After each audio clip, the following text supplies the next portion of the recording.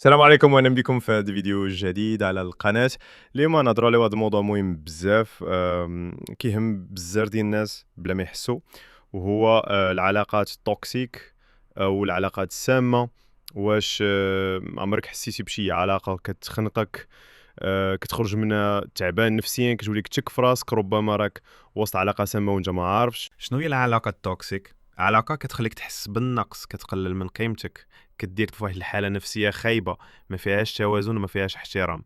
وماشي ضروري تكون علاقه حب، راه تقدر تكون مع صحاب، مع عائله، مع زملاء، اي واحد. كيفاش كنعرف انني في هذه العلاقه؟ غادي نعطيك علامات واضحه، وإلا لقيتي اكثر من وحده منهم فالعلاقه ديالك خاصك تحط علامه استفهام كبيره. العلامه الاولى: التحكم. الطرف الاخر كيتحكم في حياتك، فين تمشي، مع من تهضر، شنو كدير، كيقرر على كل شيء بلا ما يسولك، ما كيعطيكش حريه تكون راسك. العلامه الثانيه: تقليل من الشان.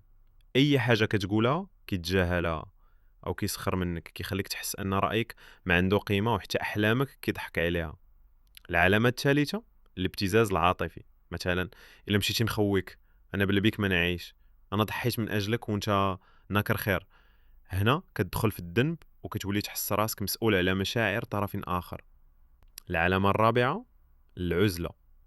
كيبدا يبعدك على الناس اللي كتحبون، على العائله، على الاصدقاء، وكتولي غير هو في حياتك، ماشي حب، هذه سيطره. العلامه الخامسه: الخوف. الا كنتي كتخاف تهضر ولا كتخاف تقول رايك باش ما يغضبش، راك ماشي في حب، راك في حب مغلف بالخوف، وهذه علامه خطيره. شنو هي الاثار ديال العلاقه التوكسيك؟ كتحس بالارهاق النفسي بلا سبب، التوتر والقلق بلا نهايه، الاحساس بالذنب طول الوقت، فقدان الثقه في النفس، ومرات توصل حتى للاكتئاب. شنو ندير الا عرفت اني في هذه العلاقه؟